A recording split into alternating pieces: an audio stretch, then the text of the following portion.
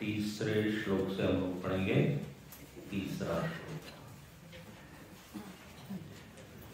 सर्वैर्निदानं जगतोऽहमश्च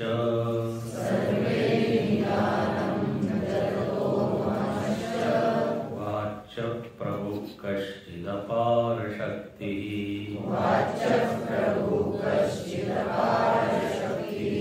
चित्रेत्रलोक्यं च विलोकिता च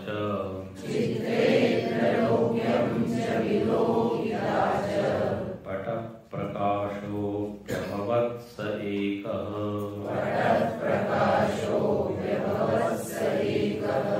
आरभ्यते जीवजगत्परात्मा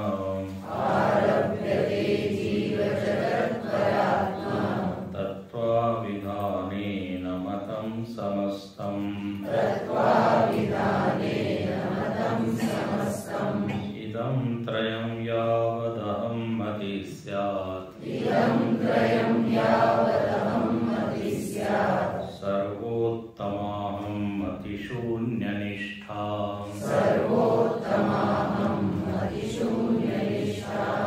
सत्यं मृषा वा चिदं जडं वा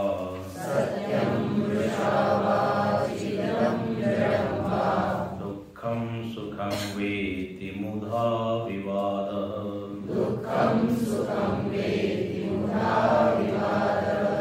अदृष्टलोका निरहं प्रतीतिः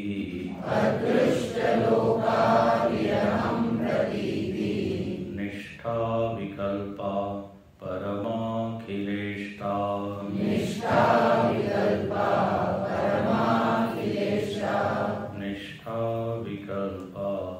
परमाखिलेष्टा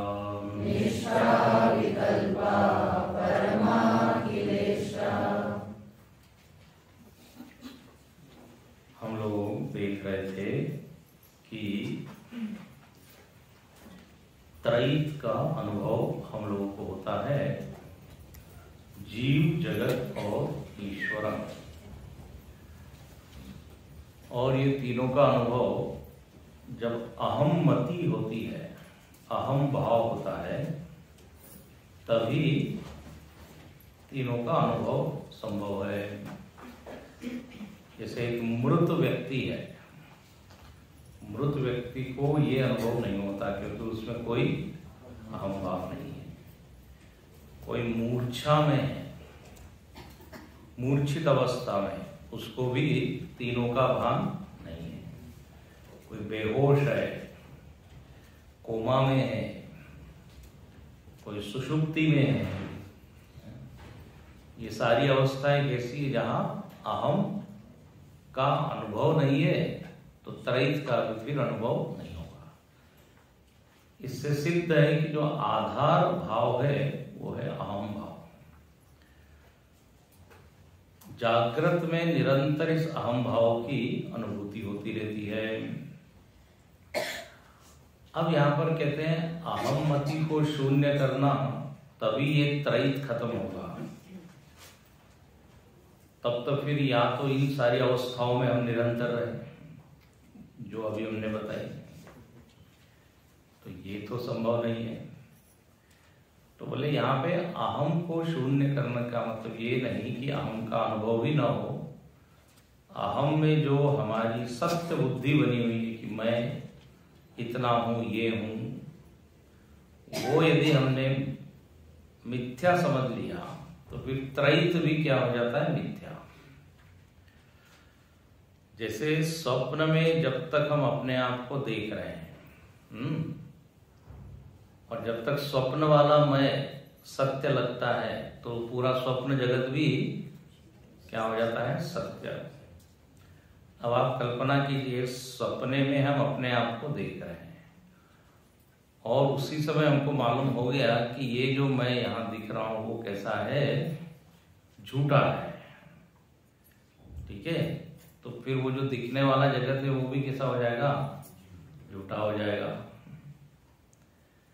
अब ये स्वप्न रहते हुए हमको ये ज्ञान नहीं होता, जब आप जागते हैं तब मालूम होता है कि वो जो मैं था वहां पे वो मिथ्या था। और उस मिथ्यात्व के अनुभव से फिर बाकी जो भी चीज है वो भी सब मिथ्या हो जाती है। आधा तो सत्य नहीं हो सकता ना, मैं मिथ्या हूं और जो स्वप्न दिख रहा है वो सत्य है, ऐसा तो नहीं होगा। तो जहां हम स्वप्न से निकले वो पूरा स्वप्न भी मिथ्या हो जाता है। कितना आप मरे पीछे डूबी दुनिया, ऐसा। तो ये सारा गड़बड़ करने वाला कौन है? अहम भाव, अहम मति। जितने इन अहम को हम कड़ा बनाएंगे, कठोर बनाएंगे, इवन व्यवहारिक जगत में भी हम देखते हैं अहम को लेकर ही वाद विवाद है, अहम को लेकर ही झगड़ा है ना। तो इसलिए अहम को शिथिल करना और फिर अहम को मिथ्या समझ लेना, ये साधना है।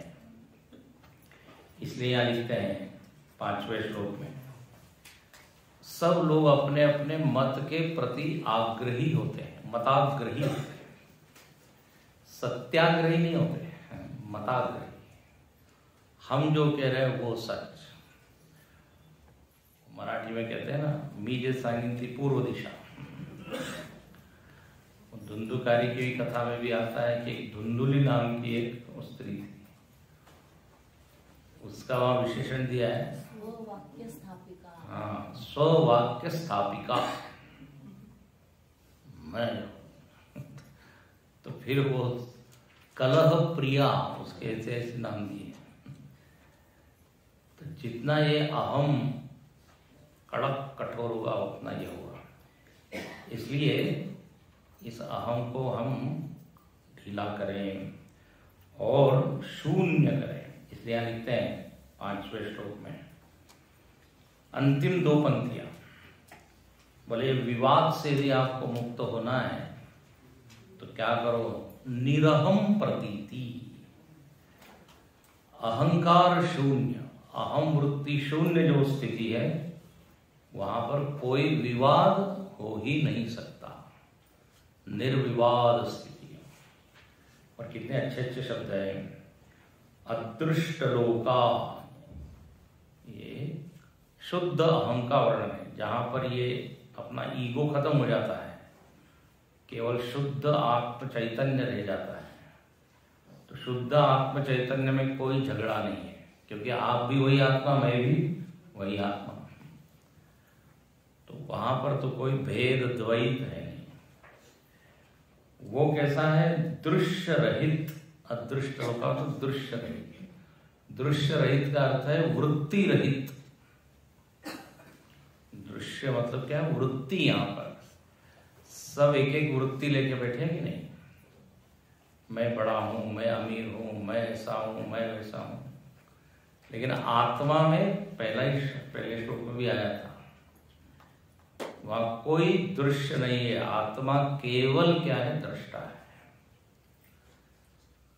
न जाति भेद, हाँ, वहां कोई जाति भेद नहीं, न वहां कोई मैं पुण्यात्मा हूं, पापात्मा हूं, धर्मात्मा हूं, ये वृत्ति नहीं। केवल में कैसा है? प्योर कॉन्शियसनेस, शुद्ध चैतन्य। तो जब अपना अहम विलीन हो जाता है, ये जो व्यावहारिक अहम जिससे झगड़ा मत, तो फिर क्या समझ में आता है? मैं तो शुद्ध चैतन्य, दृश्य रहित, निरहम प्रतीति। और बोले इसमें स्थिति होना ही सबसे अच्छी स्थिति है। ये निष्ठा, निष्ठा मतलब होता है स्थिति, है ना। सबकी निष्ठा एक एक मत में है, एक एक क्या कहते हैं संस्था में है, एक एक साधना में है। जप निष्ठ है, मतलब वो जप को ही क्या बनता है? श्रेष्ठ। जपनिष्ठ, कोई तपनिष्ठ। वो तप में भी ज्यादा जोर देगा। कोई कैसा है? ब्रह्मनिष्ठ, उसकी स्थिति किसमें है? ब्रह्म में। निष्ठा शब्द स्था धातु से बनता है, और स्था धातु का अर्थ होता है गति निवृत्त, जहां पे गति नहीं है, चंचलता नहीं है, अस्थिरता नहीं है, पक्का। ये ठा से ही बनता है स्थान, है ना। आपका रहने का स्थान क्या है, कहाँ मिलोगे आप, तो क्या होता है स्थान, निवास स्थान, अधिष्ठान, ये सब शब्दों का स्था धातु है। तो आत्म तत्व में स्थित हो जाना उसको कहते हैं आत्मनिष्ठा। आत्मनिष्ठा सबसे बढ़िया चीज है। आज हम कहाँ स्थित हैं, तो बोले देहनिष्ठ है, हम देहस्थ है। देह को ही हमने अपना स्वरूप माना हुआ है, उसको कहते देहस्थ। लेकिन होना क्या है, आत्मस्थ। इसलिए गीता में एक शब्द आता है, आत्मसंस्थम मनः कृत्वा न किंचिदपि चिंतये। मन को आत्मा में लीन कर दो, मत ध्यान की बात बताइए, और उसके बाद कोई चिंतन मत करो। आत्मनिष्ठा, इसको लिखते हैं अविकल्पा। अविकल्प मतलब निर्विकल्प। निर्विकल्प का मतलब है कोई कल्पना नहीं, कोई वृत्ति नहीं, कोई थॉट नहीं, निर्विकल्प। तो ये आत्मा में जो स्थिति है ये श्रेष्ठ है और ये निर्विकल्प स्थिति है। देखो आत्मा का नाम ही निर्विकल्प है, जिसमें कोई कल्पना नहीं है। सारी कल्पनाएं, वृत्ति, विचार ये मन के धर्म है, आत्मा के धर्म नहीं है। चैतन्य सात्विक राजसिक नहीं होता, चैतन्य चंचल नहीं होता। ऐसा नहीं है कि ध्यान में आत्मा स्थिर हो जाएगा और व्यवहार में आत्मा चंचल हो जाएगा, ऐसा नहीं है। अभी भी वैसा ही है, मन स्थिर और अस्थिर होता है। तो देखो ऐसे भारी भारी शब्द यहाँ दिए हैं आत्मा के लिए। निर्विकल्प है, दृश्य रहित है, अहंकार रहित है।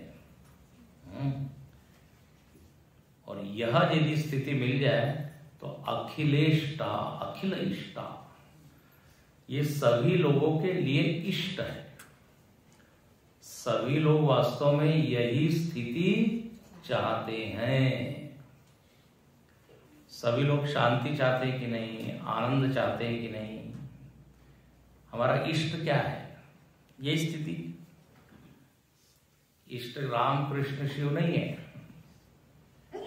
नहीं फिर उसको भी तो बोलते हैं इष्ट।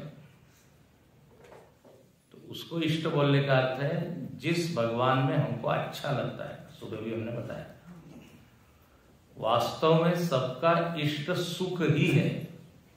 सबको क्या अच्छा लगता है, सुख ही अच्छा लगता है। क्या ठीक है। तो अखिलेष्टा, आत्मा में स्थित होना ही वास्तव में सबकी इच्छा है, क्योंकि यही सबसे अधिक सुख है। तो अदृष्ट लोका निरहम प्रतीति निष्ठा अविकल्पा परमाखिलेष्टा, ये सबके लिए परम इच्छित है, सबके लिए परम वांछित है, सब लोग चाहते हैं। इसलिए प्रयत्न हम ये करें कि ऐसे इस तत्व को जाने और उसमें स्थित होवे। हर श्लोक आपको वही बैठाना चाहता है, लेकिन हम लोग इतने एक्सपर्ट है कि निकल जाते हैं नीचे आ जाते हैं। हम उसमें ही ज्यादा वहां पहुंचना ही नहीं जाते। निष्ठा विकल्पा परमाखिलेष्टा, बहुत सुंदर। अच्छा, अब यहां कहते हैं कि आप निर्विकार आत्मा की बात कर रहे हैं, निराकार आत्मा, आनंद रूप आत्मा। अब लेकिन आज हमारी स्थिति क्या है? आत्मा को हम जानते नहीं, हम आकार को ही जानते हैं। ये आत्मा वगैरह शब्द वेदांत की कक्षा में जब आते हैं तब ही लोगों के कान में पड़ता है और लोग इसको अच्छा ये भी। अच्छा, समाज में आत्मा शब्द का अर्थ बहुत ही विचित्र है। डराने वाली कोई चीज है उसको लोग आत्मा मानते हैं। हाँ, लटकती आत्मा की छाया देखी रेलवे स्टेशन पर जाएं तो आपको ऐसे उपन्यास मिलते हैं, इस तरह के नाम वाले भटकती आत्मा के पद चिन्ह और चित्र होता है कुछ ऐसा। तो आत्मा शब्द को लोग सुन के बोले बाबा कुछ नहीं, आत्मा की चर्चा मत करो। इतना विचित्र। अरे बाबा, आत्मा मतलब मैं, और इस मैं में आनंद ही आनंद है। आत्मा आनंद। आत्मा कोई डरावनी चीज थोड़ी, कोई हॉरर मूवी थोड़ी। समाज में जो ज्ञान है ना, तो विचित्र चलता है, वो कुछ प्रमाण रहित। तो यहां पर कहते हैं कि आज हमने अपने आप को देह माना हुआ है, आकार वाला माना हुआ है। तो यदि आकार वाला माना है तो क्या होगा? तो देखिए अगला, स्वरूप बुद्धिर जगतीश्वरे च,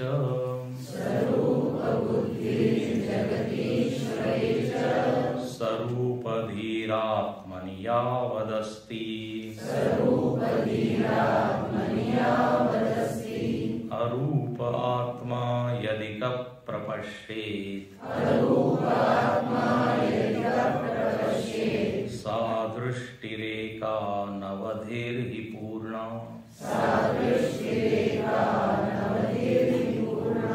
स्वरूप बुद्धिर्जगतीश्वरे च,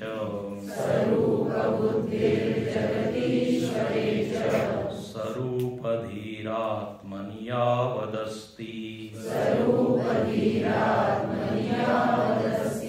अरूपात्मा यदि प्रपश्येत्, सा दृष्टिरेका नवधिर्हि पूर्णा।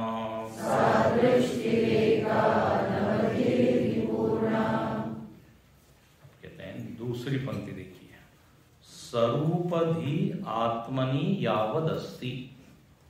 यावद मतलब जब तक, जब तक आत्मनि मतलब अपने में, स्वरूपधि अस्ति जब तक अपने में स्वरूप बुद्धि है। स्वरूप बुद्धि मतलब मैं रूप वाला हूं, मैं आकार वाला हूं। ये जो भाव है, ये जो समझ है, इसको क्या बोलेंगे? स्वरूप बुद्धि। स्वरूप बुद्धि नहीं, स्वरूप, रूपेण सह। जब तक हमको ये लगता है कि मैं लंबा चौड़ा छोटा मोटा ऐसा एक आकार वाला एक व्यक्ति हूं, यावत स्वरूप धीरा। और जब तक क्या अभी हम सब लोगों को यही लगता है, और लगता है यही परम सत्य है। मैं पुरुष हूं, मैं स्त्री हूं, मैं मनुष्य हूं, मैं सुंदर हूं, मैं सुंदर नहीं हूं, ये कोई बोलता नहीं है। लेकिन मैं बीमार हूं, मैं स्वस्थ हूं, ये सब आकार से संबंधित है कि नहीं? डॉक्टर के पास जाके कोई ये नहीं कहता कि एक शरीर को मैं लेके आया हूं, जरा देखो तो इसको। सीधे इसमें आत्मबुद्धि, मैं इसको कुछ हो रहा है, मैं यदि ऐसा बोल दिया तो डॉक्टर लगेगा कि आप गलत जगह आए हो, कोई दूसरे मेंटल हॉस्पिटल में जाइए।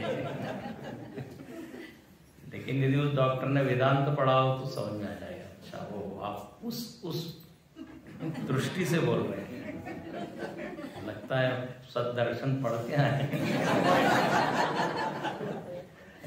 नहीं तो ये एकदम कैसे बनेगा भाव कि एक शरीर अलग है, मैं अलग हूं।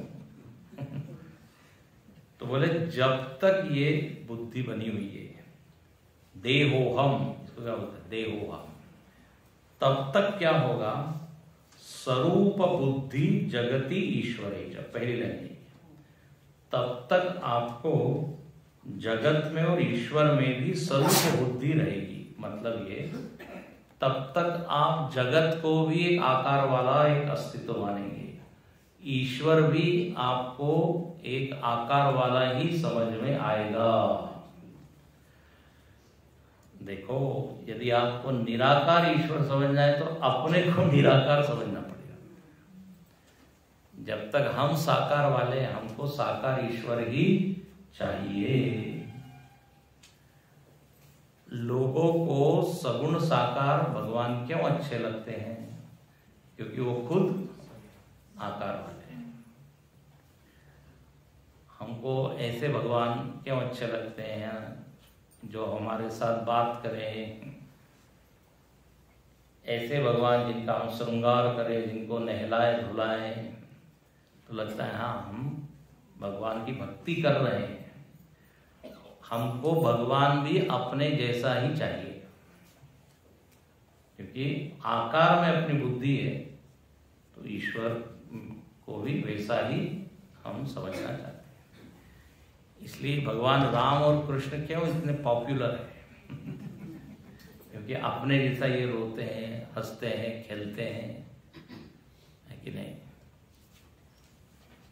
और भगवान इसीलिए मानव रूप लेते हैं। आदर्श मानव, बोले ठीक है आप मानव रूप है तो मैं आदर्श बनता हूं, आप मेरे को फॉलो कीजिए। तो स्वरूप बुद्धि चुकी अपने में, इसलिए गीता के 12वें अध्याय में एक श्लोक आता है, इसको याद आया? क्लेशोऽधिकतरस्तेषाम् अव्यक्तासक्तचेतसाम् अव्यक्ता हि गतिर्दुःखम देहवद्भिरवाप्यते। इस श्लोक का अर्थ ये है, वहां पे भगवान साकार और निराकार की बात करते हैं। तो बोले निराकार भगवान उनको बिल्कुल भी अच्छा नहीं लगेगा या समझ में नहीं आएगा।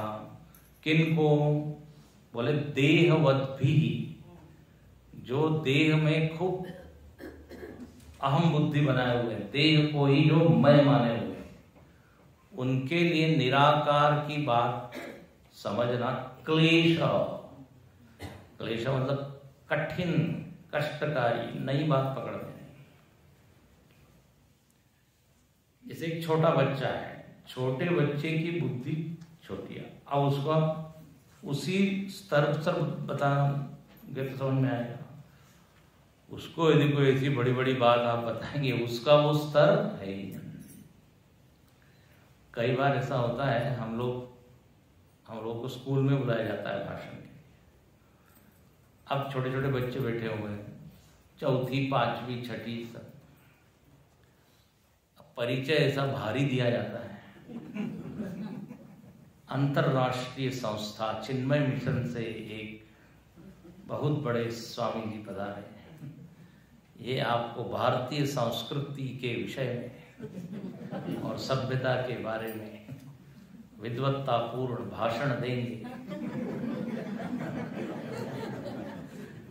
आपको ध्यान से सुनना है। अब वो बच्चे एक दूसरे को चिकोटी लेते रहते हैं। और हम भी शुरू करें, एक आत्मा है, वही इस जीवन का सत्य है। अब भले ही वो सत्य है, लेकिन उस छोटे बच्चे के लिए वो सत्य नहीं है, उसको उसकी भाषा में बताना पड़ेगा। अब ए फॉर एप्पल। अब जरा बताइए, एप्पल का और ए से कोई संबंध है? कोई संबंध नहीं। लेकिन अब ए का ज्ञान उसको एक स्थूल चीज से ही, तो जैसे जैसे वो बड़ा होता है चित्र छोटे छोटे हो जाते हैं। हाँ, अक्षर के ऊपर ज्यादा ध्यान दिया।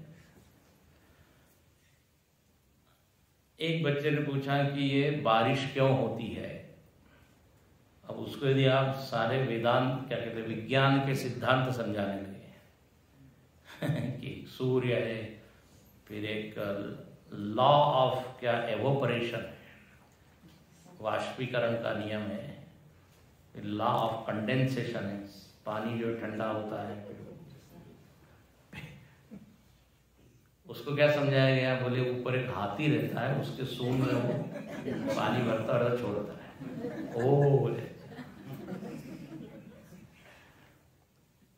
बड़ा होके फिर वो पापा से कहता है, पिताजी आप झूठ बोल रहे थे, ऐसा तो कुछ है नहीं। लेकिन अब पिताजी क्या कहेंगे, उस समय तुम्हारे लिए वो झूठ ही सच था। तो हर व्यक्ति का एक स्तर होता है, स्तर के अनुसार समझाया जाता है।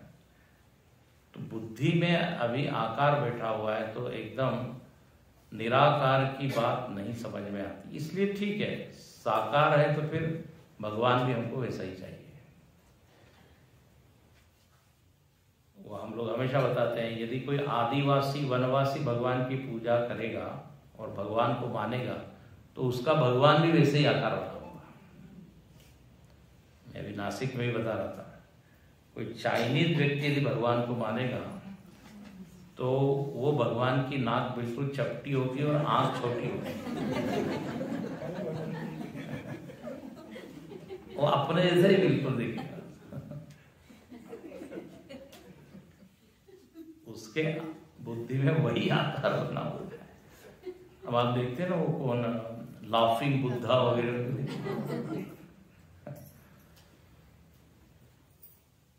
स्वरूप यावत स्वरूपधि आत्मनि अस्ति तावत ईश्वरे अपि आकार बुद्धि।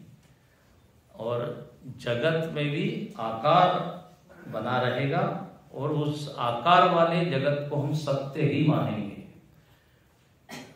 देखो, जगत को मिथ्या मानना है तो पहले इस शरीर को मिथ्या समझना पड़ेगा। ध्यान से सुनना है, बहुत महत्वपूर्ण। ये जो हम वाक्य बड़े आराम से बोलते रहते हैं, ब्रह्म सत्यम जगन मिथ्या, ये कोई बोलने के लिए बोलते हैं। जगन मिथ्या तो सबसे पहले अहम मिथ्या होनी पड़ेगी, शरीर मिथ्या। ऐसा नहीं होगा शरीर सत्यम जगन मिथ्या, ऐसा नहीं होता।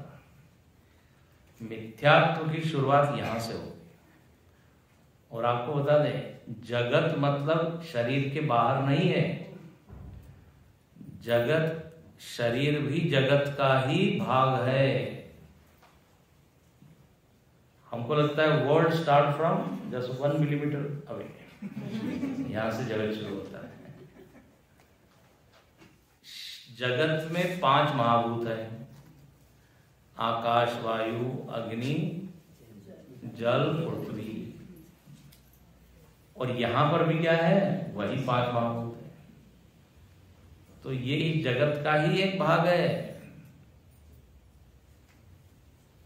तो यदि मिथ्या है तो फिर ये भी मिथ्या है। पहले यहीं से शुरुआत करनी पड़ेगी। इसलिए ध्यान इत्यादि के द्वारा सबसे पहले अपना मिथ्यात्व तो समझा जाता है, फिर जगन मिथ्या। इसलिए देखिए क्या लिखा है, ब्रह्म सत्यम जगन मिथ्या। पहले अपने सत्य स्वरूप को जानो, फिर मिथ्या। शरीर मिथ्या, फिर जगत मिथ्या। अच्छा, अब यह कहते हैं, जब आप ये जान लेते हैं कि मैं आकार वाला नहीं हूं, आकार वाला नहीं हूं मतलब आकार लेके बैठा तो हुआ हूं, लेकिन ये आकार सच है नहीं। सत्य तो इस आकार में जो चेतना है वो है, जिसके कारण इस आकार में जीवन है, लाइफ है, जीवन तत्व है। और जीवन तत्व में हूं, और उसका कोई आकार है नहीं, उसी को कहते हैं आत्मा। तो कहते हैं जब आप इस आत्मा को समझ लेंगे, अरूप आत्मा यदि कब प्रपश्य, यदि आपने अपने को अरूप आत्मा समझ लिया, देख लिया कि मैं कैसा हूं, आकार रहित, त्रिगुण रहित। देखो आत्मा में सबका ही क्या है, आपको निषेध करना पड़ेगा। जाति, नीति, कुल, गोत्र, दूरगम। विवेक चूड़ामणि में 16 श्लोक बताए। ब्रह्म तत्त्वमसि भावयात्मनि, अपने इस निराकार रूप का ध्यान करो। तो क्या कहते हैं वहां पे, इस आत्म तत्व में न कोई जाति है, ये ब्राह्मण आत्मा और क्षत्रिय आत्मा नहीं होता। हाँ, आत्मा एक ही। इसलिए जब चांडाल को शंकराचार्य कहते हैं दूर हटो दूर हटो, तो वो चांडाल कहता है भाई तुम्हारे और हमारे में क्या ऐसा है, तुम भी वही आत्मा हो, हम भी वही आत्मा। गड़बड़ ये होती है कि मैं, जब आप शब्द का बोलते हैं मैं, तो मैं शब्द से हम आत्मा नहीं लेते, मैं से शरीर लेते हैं। तो बार बार इसी के ऊपर चोट की गई। तो कहते हैं एक बार यदि आप समझ गए कि आप अरूप आत्मा हो, तो यहां लिखते हैं फिर कौन सा भेद रहेगा, कौन किसको देखेगा, कब प्रपश्येत, यदि अरूप आत्मा, अरूप मतलब निराकार, यदि हम अपने आप को ये पहचान ले कि हम निराकार आत्मा है, तो फिर कौन किसको देखेगा, कैसे भेद होगा। भेद किससे होता है मालूम है, ये शरीर के कारण हम दोनों में भेद है। आप जितने बैठे हो सब लोग अपने शरीर को यदि भूल जाए तो देखो सब एक हो जाएंगे, फिर कौन किसको देखेगा। शरीर के भेद के कारण ये द्वैत है। भेदक कौन है, शरीर। चैतन्य दृष्टया अभेद। तो कहते हैं यह दृष्टि यदि किसी को मिल जाए तो यह दृष्टि ही पूर्ण है, देह दृष्टि अपूर्ण है, आत्मदृष्टि पूर्ण है। सा दृष्टि रेखा अनवधि ही पूर्णा, क्योंकि यह दृष्टि ही अनवधि, अनवधि का मतलब होता है अवधि नहीं है, अवधि का मतलब होता है सीमा, है ना। अवधि मतलब कालावधि हम बोलते हैं ना। जैसे कोई भी भाषण है तो अवधि बताए, 7 से 8, 10 से 11, कोई भी कार्यक्रम होता है तो अवधि मतलब लिमिटेड सी। लेकिन आत्म तत्व कैसा है, अनवधि। इसकी कोई सीमा नहीं है, ये काल परिच्छिन्न नहीं है, काल में जिसकी समाप्ति नहीं होती। अब ये जो कक्षा हमारी शुरू हुई है तो इसकी तो समाप्ति होगी, ये अनवधि नहीं है। अरे स्वामी धन्यवाद। अवधि निश्चित, इसलिए लिखना पड़ता है 7 से 8। लोग पूछते 7 से लिखना होगा, पूरे कब तक। अच्छा, कोई वक्ता लोग होते हैं वो बिल्कुल काल के परे जाते हैं, तो बोलते ही रहते हैं। उनको चिट्ठियां दी जाती है, लेकिन उनको मालूम होता है चिट्ठी में क्या लिखा है, इसे पढ़ते ही नहीं। चिट्ठी में यही दिया था कि बंद कीजिए, अवधि पूरी हो गई है। एक व्यक्ति बोल रहा है, लोगों ने कहा कब तक चलेगा। उसने कहा एकदम उसको याद आया, अरे बोले बंद करता हूं। बोले आप क्यों बोलते चले जा रहे थे। बोले घड़ी जो है बंद हो गई थी। तो लोगों ने कहा ठीक है घड़ी बंद थी, लेकिन सामने कैलेंडर तो था ना।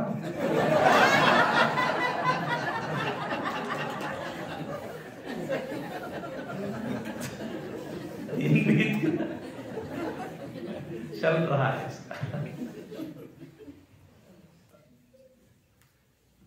नहीं बोले आत्मा काल से परे तो फिर भाषण भी। तो यहां लिखते हैं सा दृष्टि रेखा अनवधि ही पूर्ण। अरूप आत्मा को यदि आप देखोगे तो काल के परे हो जाओगे। ये मालूम पड़ेगा कि काल हमारा कुछ नहीं कर सकता। इतनी बढ़िया ये बात है, ऐसी ऊंची ऊंची बातें हैं यहाँ पे। मैं अकाल हूं, अकाल, इसलिए सिख धर्म में कहते हैं सत श्री अकाल, प्रणाम करते हैं ना, सत श्री अकाल, वो यही है। तो सा दृष्टि एका, ये आत्म दृष्टि से यदि अपने आप को देखें तो ये पूर्णता आ जाएगी, नहीं तो अपूर्णता, अधूरापन बना ही रहेगा। जितना हम आत्मा से नीचे नीचे आएंगे ना उतने छोटे छोटे होंगे, और जितनी बुद्धि छोटी होगी उतना फिर वाद विवाद तनाव ये सब आता है। इसलिए कहते हैं ना नैरो माइंडेड, संकुचित वृत्ति। एक व्यवहार में यदि आपको ठीक रखना है तो थोड़ा व्यापक हमको बनना पड़ता है। भले पारमार्थिक आप आत्मा को नहीं समझ रहे, लेकिन थोड़ा मन तो कैसा हो, व्यापक हो, एकोमोडेटिव हो। जैसे कहते हैं ना, जैसे आप यदि बाल्टी भर पानी में एक पत्थर डालें तो कितना वो क्या होगा, डिस्टर्ब होगा, कितनी उसमें। लेकिन समुद्र में एक पत्थर डाले तो कुछ फर्क। तो हमारा मन कैसा होना चाहिए ना, समुद्रवत व्यापक, अपूर्यमाणम अचल प्रतिष्ठा, क्योंकि हमारा स्वरूप वैसा है। ध्यान रखना, क्यों ऐसा कहा जाता है व्यापक हो, क्यों ऐसा कहा जाता है सम रहो, क्योंकि आत्म तत्व कैसा है, सम है। समझ में आ रहा है? हमारा जो व्यवहार है और जो हमारा स्वरूप है उसमें थोड़ा मैचिंग होना चाहिए ना। आत्मा आनंद रूप है और हम सबको दुखी दुखी कर रहे हैं, और भाषण किसका दे रहे हैं, मैं आनंद रूप। और व्यवहार कैसा है, दुख देने का। तो फिर बोलेंगे आपका जो प्रवचन है वो सब बेकार है, व्यर्थ है। जो सत्य है, जो बताया जा रहा है, वो जो व्यवहार है, दो विरोधी है। इधर बोल रहे हैं आप क्या सम रहना चाहिए, छोटी छोटी बात में विषम हो रहे हैं। तो जो कर्म योग भक्ति योग है, ये क्या करता है, आपके मन को उस आत्मा के जो गुण है वैसे गुण वाला वो बनाता है। यदि आत्मा मधुर है तो भक्ति क्या करती है, आपको मधुर बनाती है। ये जो बार बार कहते हैं ना, अंतःकरण को शुद्ध करने पर ही ज्ञान होगा, क्योंकि आत्मा शुद्ध है, अंतःकरण हमारा कचरा वाला है। तो उसमें कितना ही ऊंचा ज्ञान दे, वो उसका प्रभाव बिल्कुल नहीं होता। हम वही नीचे ही स्तर पर बने रहते हैं। इसलिए बार बार कहा जाता है मन को शुद्ध करो। मतलब क्या, शुद्ध करना मतलब क्या, कोई साबुन लेके उसको साफ तो नहीं कर सकते आप, दिखता तो है नहीं। कई बार मैं कहता हूँ पतंजलि का साबुन भी ले आए तो भी उससे मन शुद्ध नहीं होगा। मन शुद्ध का अर्थ क्या है, मन शांत रहे, सौम्य रहे, हाँ, और कैसा एकाग्र रहे, उसमें अति आग्रह न रहे। तो जब मन ऐसा होता है तब इस आत्मा का स्वरूप समझने में मदद मिलती है। बात पकड़ रहे हैं क्या? सब लोग यही है, जागृत में हैं। तो जहां ऐसा मन हो गया वहां पे आत्मा का भी फिर स्वरूप समझ में आएगा, और फिर उस आत्म दृष्टि से जब आप अपने को देखोगे और जगत को देखोगे तो सब दूर फिर आनंद आएगा। ये पूर्ण दृष्टि है, नहीं तो फिर अपूर्णता है। और जहां अपूर्णता है वहां क्या है, दुख है, शिकायत है, समस्याएं हैं। अपूर्णता में तो सब कुछ है। कहते ना अधजल गगरी छलकत जाए। मराठी में कोई है क्या अस्तर? उथळ पाण्यानं घरघराट फार.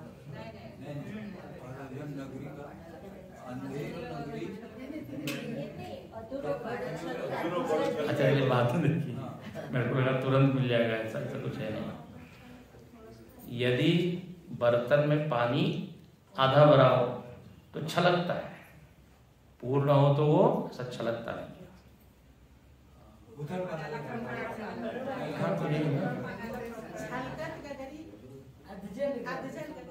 तो वो तो मैंने बोल दिया।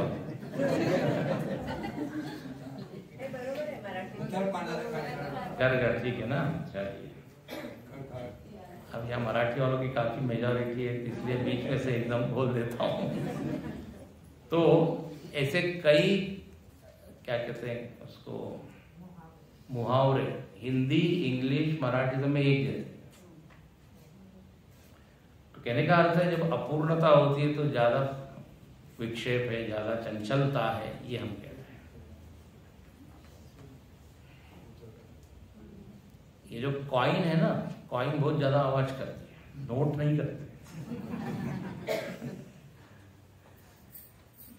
तो अपूर्णता में दुख है, इसलिए यहाँ कहते हैं आत्मा की दृष्टि आप बनाइए, वही दृष्टि अच्छी है।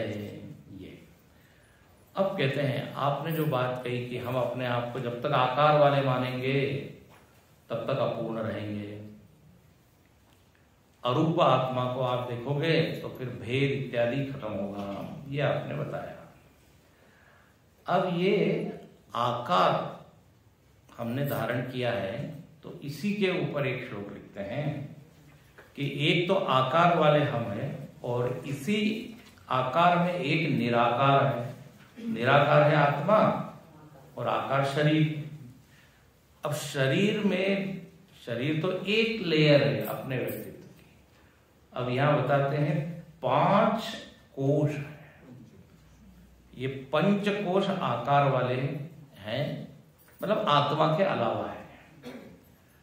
और इन 5 कोशों को ही हमने आज अपना व्यक्तित्व मान लिया है या अपना स्वरूप मान लिया है। तो अब देखिए, यत् पंचकोशात्मकमस्ति देहम् तदंतरा किं भुवनं चकास्ति देहं विना पंचविधं तदेतत् पश्यन्ति के वा भुवनं भणन्तु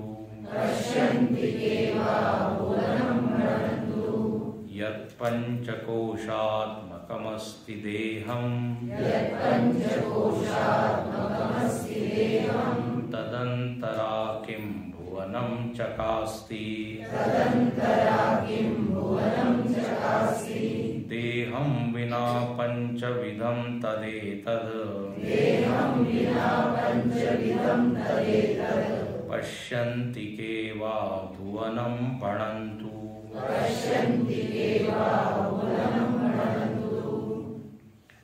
हम कहते हैं कि यह जो देह है, ये देह मतलब पंचकोशात्मक देह,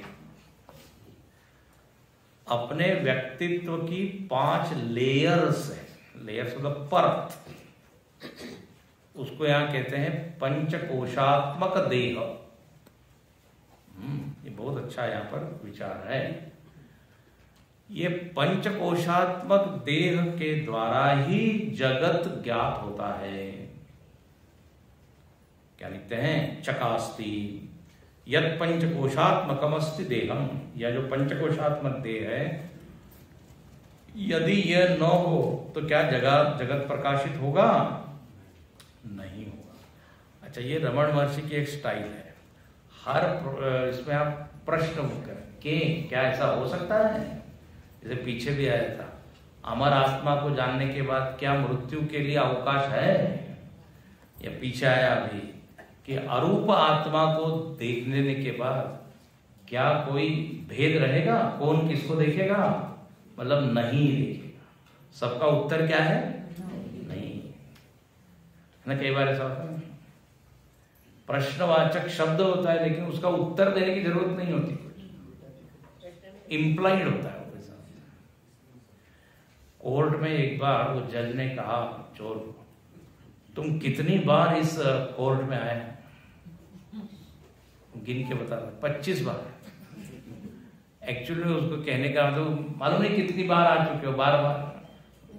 He doesn't want to know कि कितना। माता जी भी कहती है बच्चों कितनी बार तुमको समझाया? उसने 15 बार। तो प्रश्नवाचक शब्द होता है, उसका उत्तर नहीं होता है, या समझना रहता है हमको कि क्या कहना चाह रहा है। तो यहां पर ये है कि क्या पंचकोश रूपी देह के बिना जगत का ज्ञान हो सकता है? नहीं हो सकता।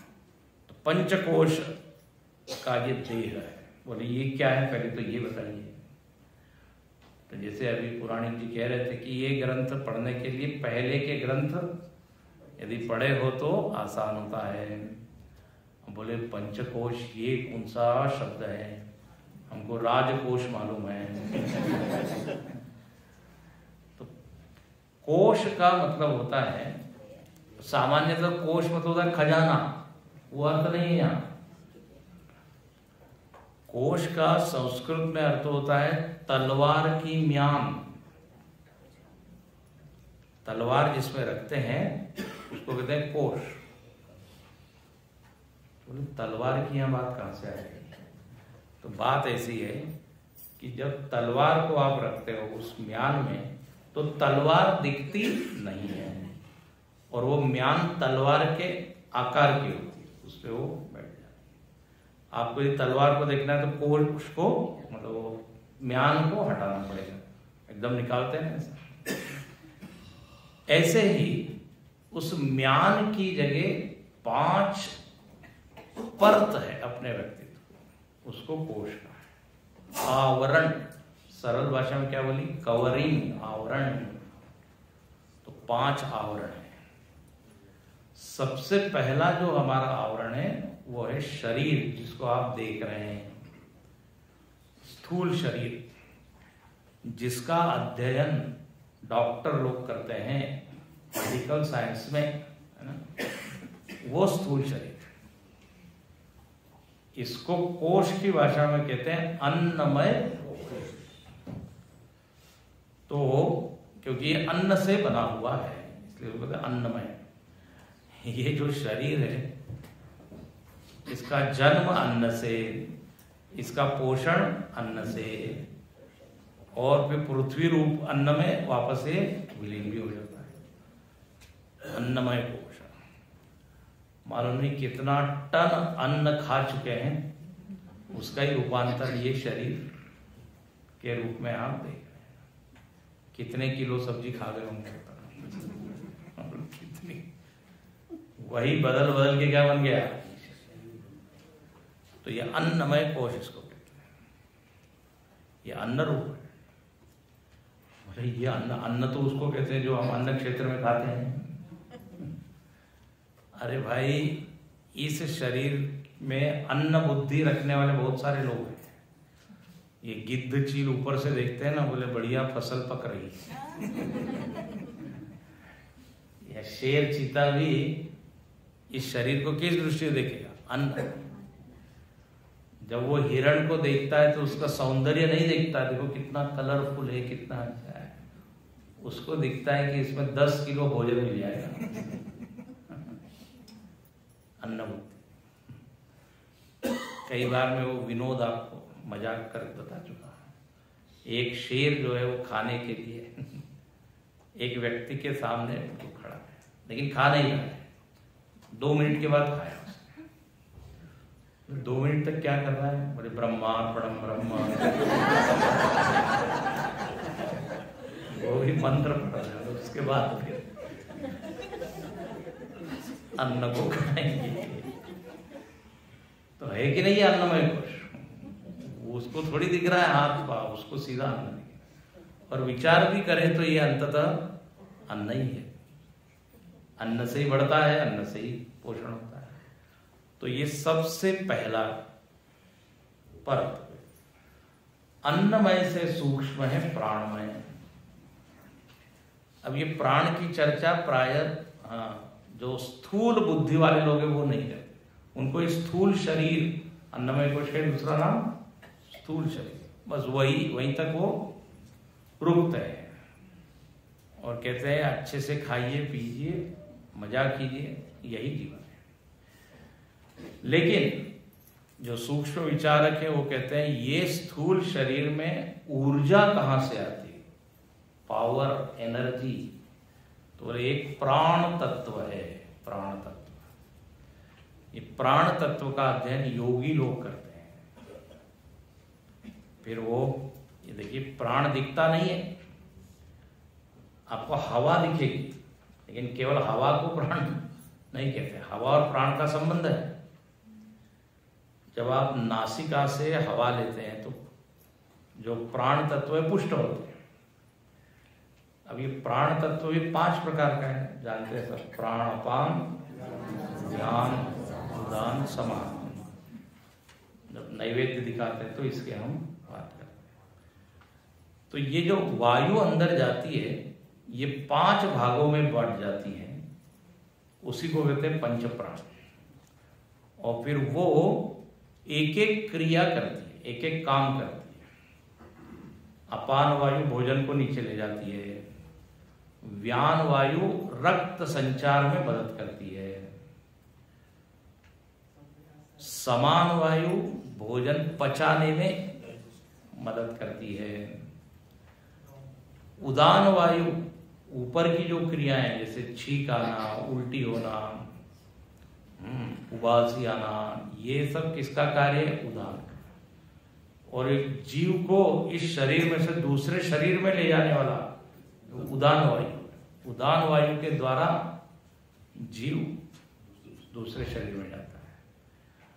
ये हिचकी आना ये भी क्या है, उदान वायु का काम है। तो ये पंच प्राण है। फिर पंच उप प्राण है, देवदत्त, क्रुकल इत्यादि। तो वो भी छोटे छोटे इसी के कार्य होते हैं, कार्य करते हैं। तो ये प्राणमय कोश है। इसका पूरा वर्णन तैत्तिरीय उपनिषद में बहुत अच्छा है। तो जैसा अन्नमय है वैसा ही उस अन्नमय में प्राणमय व्याप्त है पूरे स्थूल शरीर में। जैसे एक डिब्बे में आप दूसरा डिब्बा रखते हैं तो वो डिब्बे का भी आकार उसी तरह का होता है। तेनैष पूर्ण, ऐसा तैत्तिरीय उपनिषद में आता है। अन्नमय प्राणमय से पूरी तरह पूर्ण है। इसलिए देखो नख से लेके शिक तक जितने अपने अवयव है सबका पोषण ये प्राणमय करता है। जो आपने को एनर्जी फील होती है, ऊर्जा, ये प्राण के कारण।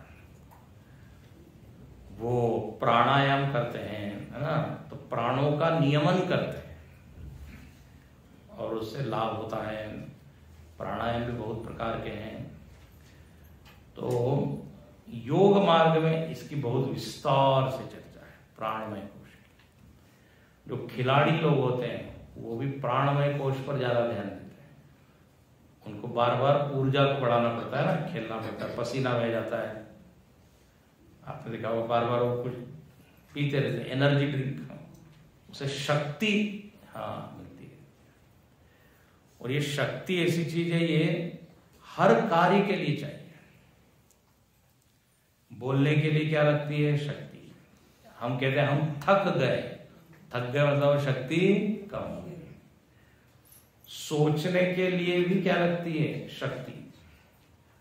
वो कहते हैं 1 घंटा आधे घंटे सोचने के बाद अब बुद्धि थक गई। सुन रहे हैं, सुनने में भी आपकी शक्ति का क्षय हो रहा है, इसलिए एग्जॉस्टेड फील हो जाते हैं। ज्यादा देर तक आप न श्रवण कर सकते हैं न चिंतन कर सकते, क्योंकि हर क्रिया में आपकी शक्ति लग रही है। चल रहे हैं 2 कदम 4 कदम, शक्ति की। तो ये प्राण तत्व है।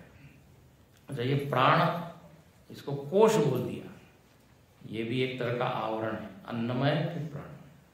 और ये प्राणमय कोश 24 घंटे काम करता है। जब आप सो जाते हैं तब भी भोजन पचते रहता है, रक्त संचार होता है, स्थूल शरीर का भान नहीं है, प्राणमय का भी भान नहीं है, लेकिन प्राणमय एक्टिव है। यदि प्राणमय भी सो जाए, बोले जरा एक दिन में भी सो लेता हूं, हरिओम हो जाएगा तो बेचारे। इसलिए जैसे ही जन्म हुआ है तब से प्राणमय धक धक हृदय की धड़कन का, श्वास का आवागमन चालू है, चलते रहेगा। तो ये प्राणमय कोश। जितना हम इस प्राणमय के ऊपर ध्यान देंगे उतना आप ऊर्जा के ऊपर ध्यान करेंगे। ये बात होगी। जो भोगी व्यक्ति होता है वो केवल शरीर के ऊपर ही ध्यान दे रहा है, शरीर ही सुंदर बना रहा है, शरीर को यहाँ सजा रहा है, जो बिल्कुल भोगी। लेकिन योगी प्राणमय। अब देखो, प्राणमय में शक्ति तो है, लेकिन प्राण में कोई भान या ज्ञान नहीं है। इसलिए रात में प्राणमय कोश चलते रहते हैं, लेकिन आपको भान होता है क्या? नहीं। तो जो ज्ञान तत्व है वो मन में, इसलिए जो तीसरा कोश है मनोमय कोश। जब आप जागते हैं तो मन जागता है, और जैसे ही मन जागा वैसे ही आपको अपना ज्ञान हुआ कि नहीं। इसका मतलब प्राणमय में वो तत्व नहीं है ज्ञानात्मक। अच्छा, भावनाएं भी प्राणमय नहीं है। प्राण केवल एनर्जी सप्लायर है बस। जैसे गाड़ी में पेट्रोल है ना, तक पेट्रोल लेवल चलते रहते, इसी तरह ये प्राणमय। लेकिन मनोमय में भावनाएं हैं, मनोमय में ज्ञान है। जो मनोमय में ज्यादा रहता है, मनोमय से जिसका तादात्म्य ज्यादा है, वो व्यक्ति होता है कलाकार, संगीतकार, कवि। उसका पूरा फोकस किसके ऊपर? मन पर। मन से तरह तरह की कल्पनाएं करता है, मन को सजाता है, संवारता है, उसका मन कोमल होता है। ये जितने नवरस है, नवरस, हाँ, नवरस प्राणमय में नहीं है, कहाँ है? मनोमय में। हास्य रस, विभत्स रस,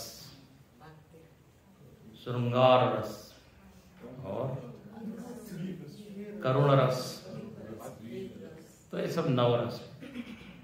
जब आप कोई उपन्यास पढ़ते हैं तो नवरस, कभी आप हंसते हैं, कभी रोते हैं। कोई सिनेमा देखते हैं, उनमें भी नवरस होता है, लेकिन एक एक रस प्रधान होता है किसी में। छावा, वीर रस प्रधान, फिर बाद में करुण रस भी है।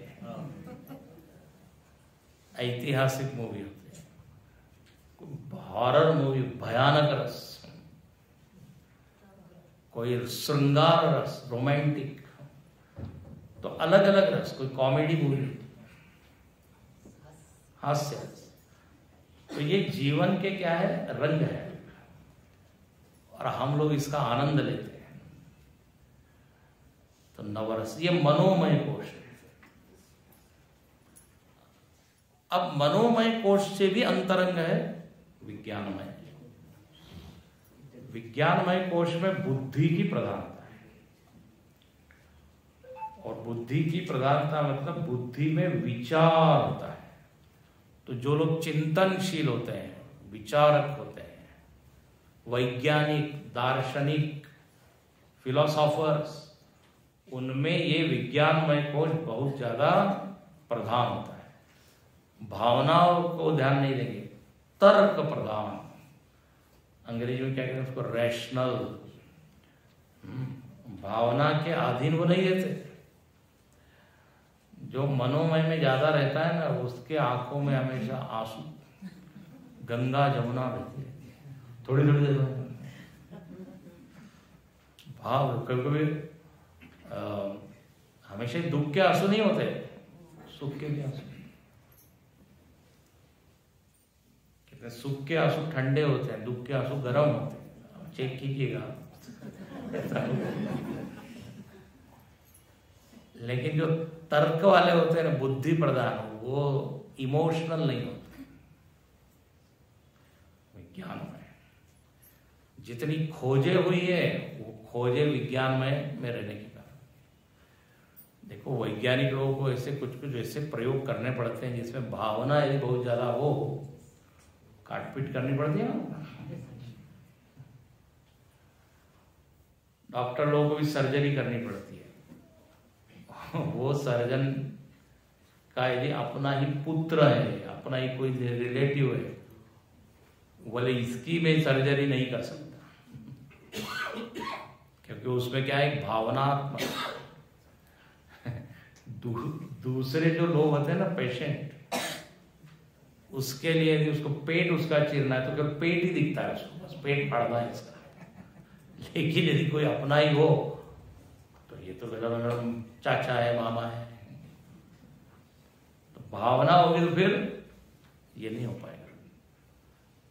तो ये सब अलग अलग अपने ही व्यक्तित्व के क्या है, अवयव है, आवरण है।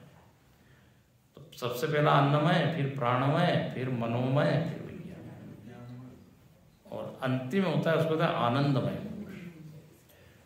या आनंदमय कोश मतलब अज्ञान, एक अंतिम लेयर अपने व्यक्तित्व की, वो है अज्ञान। अज्ञान को कहते हैं आनंदमय कोश। आनंदमय कोश का अनुभव हमको सुषुप्ति में होता है, नींद में।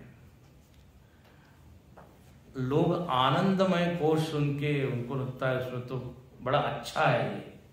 हाँ, कोई बोलते मैं तो हमेशा आनंदमय कोश में रहता हूं। जो जानता है उसका अर्थ तो होता है वो मन ही मन मुस्कुराता है। बोले अच्छा, वेरी गुड, नहीं है। ये आनंदमय कोश को भी समझने की बात है, इसको लोग बिल्कुल नहीं समझ पाते। देखो सबसे अंतरंग जो आवरण है आत्मा पे वो है अज्ञान। बोले इसको आनंदमय कोश क्यों कहा, फिर आपने इतना अच्छा शब्द क्यों दिया है? बोले इसलिए कि जब आप नींद में होते तो आपको अज्ञान होता है कि नहीं अपना, अज्ञान, लेकिन आनंद मिलता है कि नहीं नींद में? हाँ, बोले बहुत बढ़िया, बहुत, इसलिए हम तो मौका ही देखते हैं कब। तो सुषुप्ति अवस्था में अज्ञान और आनंद दोनों होता है। एक ऐसी विचित्र अवस्था है, हमको मालूम नहीं है मैं कौन हूं, जगत क्या है, कुछ नहीं पता है, लेकिन बड़ी सुखद स्थिति है। और नींद का जो आनंद है बहुत गहरा है। अच्छा, मजेदार बात है, वहां कोई विषय नहीं है।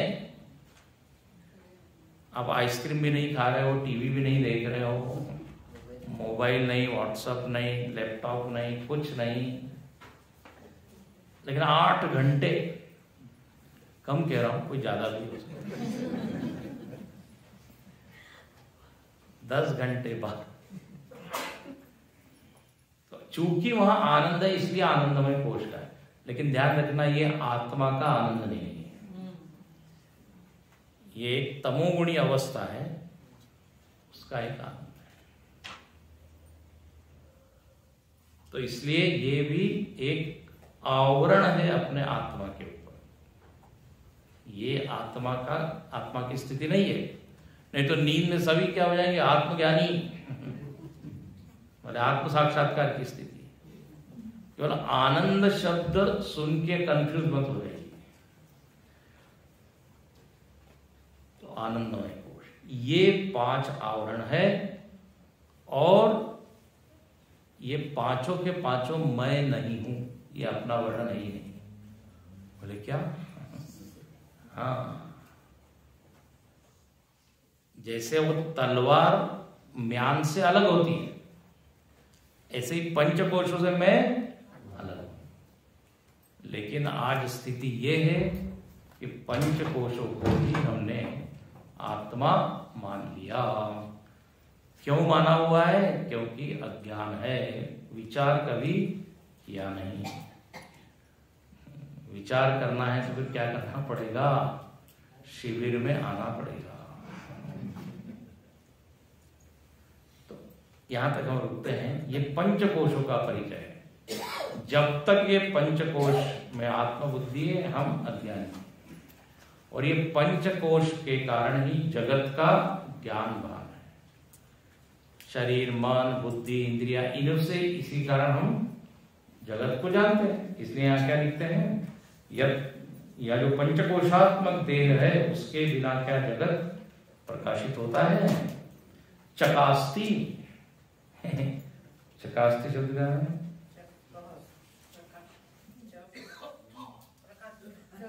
ज्ञात होता है। हाँ, ज्ञात होता है। मतलब यदि पंचकोश नहीं हो तो आपको जगत का ज्ञान होता है। आगे की 2 दिन सुबह।